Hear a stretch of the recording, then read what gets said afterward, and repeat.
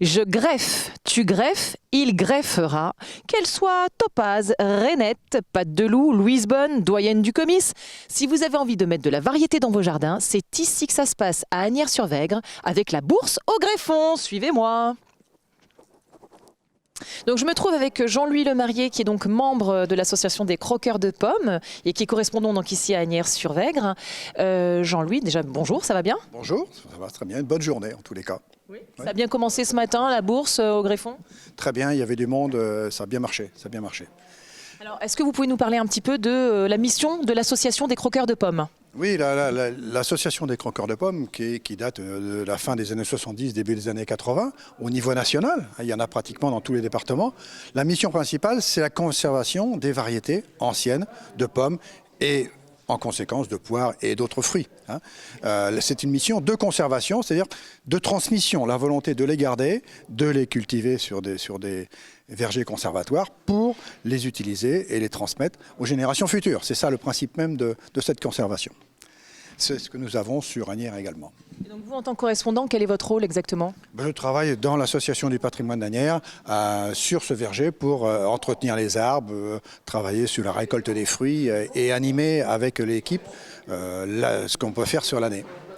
Alors justement, vous venez de parler de l'association du patrimoine d'Asnières-sur-Vègre et il y a notre président qui est avec nous. Mr. President, est-ce que vous pouvez vous joindre à nous, s'il vous plaît, pour nous parler de cet événement Bourse au greffon, qui est donc... Mais restez avec nous, enfin Jean-Louis, ne partez pas. Bonjour. Bonjour, vous allez bien? Bien, merci. Alors donc du coup, vous organisez cet événement de la Bourse au greffon? On organise avec les croqueurs de pommes, puisque c'est eux qui ont le talent, le savoir de la greffe. Et puis nous, ça repose sur l'existence d'un verger qui existe depuis 1996, voilà, animé par Jean-Louis, et qui est en pleine maturité, qui produit, et qu'on a construit ces années-là avec les croqueurs. C'est eux qui ont fourni finalement l'ensemble des variétés. Je ne sais pas si Jean-Louis vous en a parlé, mais c'est 110 pommiers, et c'est 55 variétés différentes de pommes à couteau, c'est-à-dire à manger, pas de pommes à cidre, c'est de la pomme à couteau. Et puis là, il fait beau, alors on espère un beau printemps et qu'elle puisse produire. L'année dernière, c'était gel, donc on a produit qu'un tiers de ce qu'on pouvait espérer. Voilà. Et cette année, on espère une belle récolte, on fait du jus de pomme, on fait un événement à l'automne qui s'appelle Asnières-sur-Pomme. Voilà, après Asnières-sur-Greffe, Asnières-sur-Pomme et Asnières-sur-Pomme. On invite tous ceux qui souhaitent cueillir des pommes, à manger des pommes. Et puis c'est le moment aussi où on communique pas mal sur ces différentes variétés et qu'on peut découvrir d'ailleurs à ce moment-là les pommes qu'on aime bien. Et plus tard, au mois de mars, on ira chercher les greffons de ces fameuses variétés. Voilà comment ça fonctionne un peu au cours de l'année. Merci beaucoup. Donc en gros, on a compris, le patrimoine est indissociable du patrimoine culinaire en gros. Donc les pommes, ça fait partie de notre patrimoine français. Donc je reviens, merci beaucoup. Je reviens donc à vous Jean-Louis. On parle donc de variétés de pommes. Combien y a-t-il de variétés aujourd'hui? Alors aujourd'hui, il y a à peu près 200 variétés ici et sur le poste à côté. Alors nous sommes très contents de cette journée parce qu'en fait, l'année dernière, bien évidemment, nous n'avons pas pu faire à Asnières cette manifestation avec les raisons Covid. Cette année, on a voulu absolument le faire, mais avec des formules un peu différentes. Là, il y a eu 3 manifestations, une à la Flèche, une à Jupille et une ici. Et donc, au lieu de faire le traditionnel atelier de greffage dans la salle, comme on faisait habituellement, ce qui était très convivial, mais pas forcément très respectueux des règles actuelles, on a proposé quelque chose d'assez différent qui s'est fait la semaine dernière et cette semaine, voyez-vous. Les arbres sont pré-greffés, vous voyez les différentes variétés qui apparaissent là. Et donc, on a donc préparé les choses en pommier et en poirier pour que les gens puissent le faire plus facilement dans des bonnes conditions sanitaires. Est-ce que ça vous arrive de découvrir justement, parce que là on parle que de variétés anciennes, des variétés anciennes mais qui n'ont pas été répertoriées? C'est-à-dire que là on trouve encore régulièrement des noms différents. Mais noms différents ne veut pas forcément dire variétés différentes, puisque les croqueurs de pommes, avec l'INRA, ont fait des recherches nationales, des génomes qui ont été identifiés, et ils sont aperçus parfois que des variétés anciennes, avec un nom local sartois ou un nom local angevin ou autre, parfois pouvaient être les mêmes. Hein. Donc, du type la pomme de jaune qui est la rainette du Mans. Ah, par exemple, voilà. Et puis on s'aperçoit aussi, ce qui est toujours intéressant, c'est que les bonnes variétés, celles qui sont gustatives, sont parfois utilisées dans d'autres régions sous une autre appellation.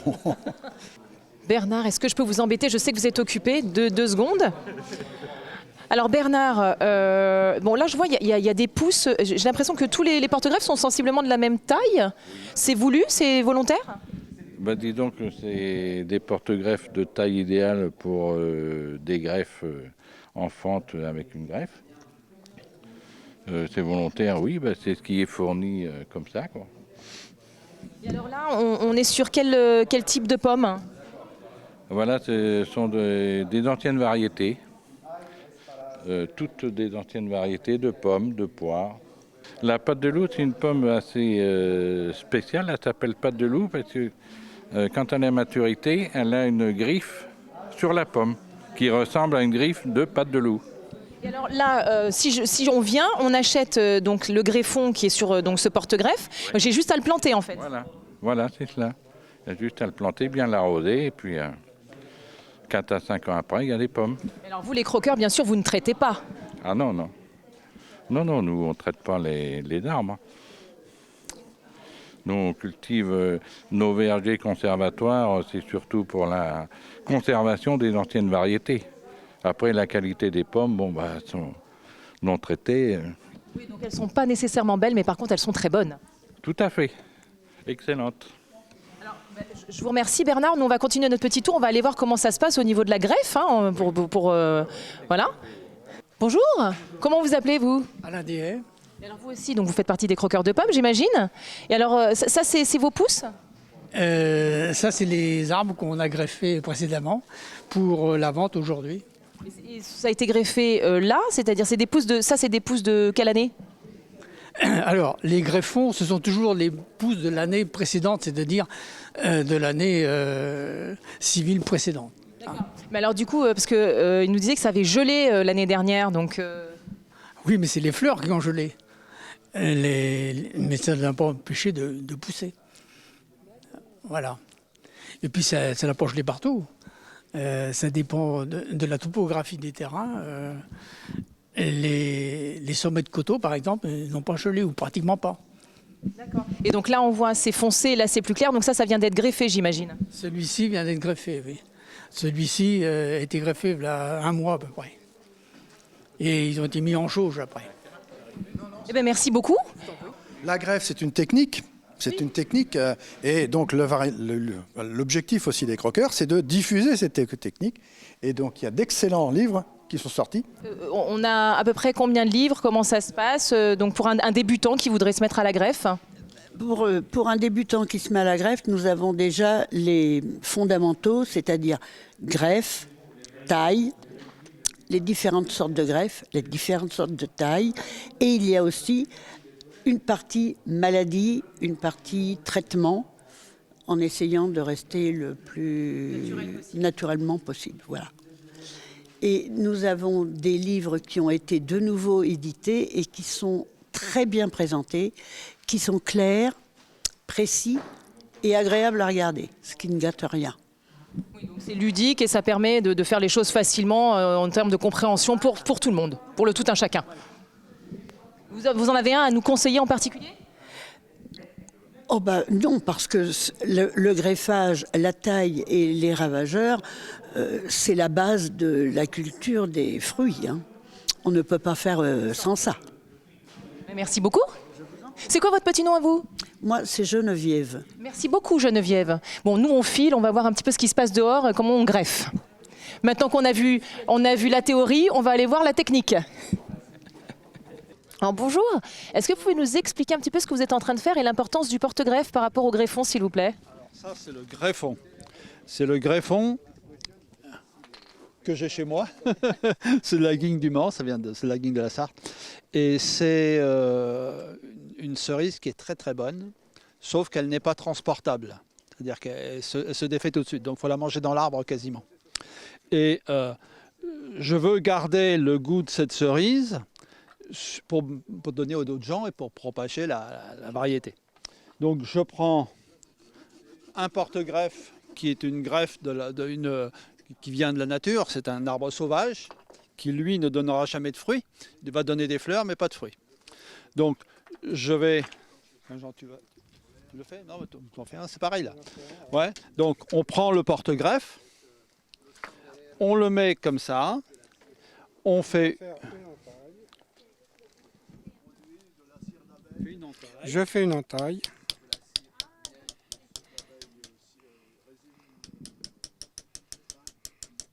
Assez profonde.